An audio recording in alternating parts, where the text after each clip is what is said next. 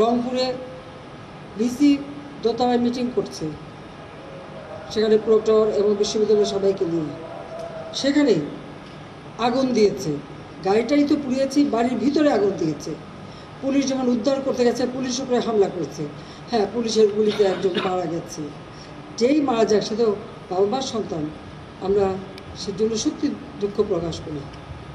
এবং তার বাড়ি রংপুর পীরগঞ্জ, ওখানে আমরা যাতে তার কাফন দাফন সব কিছু ব্যবস্থা করে দিয়েছিলাম।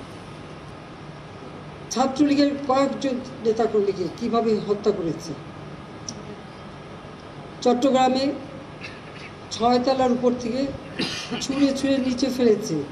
যারা জীবন বাঁচাতে ঝুলে আছে জানলার সিক ধরে, তাদের উপরে পাথর মেরেছে, হাত পায়ের রগ কেটেছে।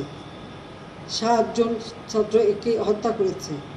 এবং এরকম হত্যাযোগ্য আরও অনেক জায়গায়, সব বিস্তারিত বলে বোধহয় শেষ করা যায়।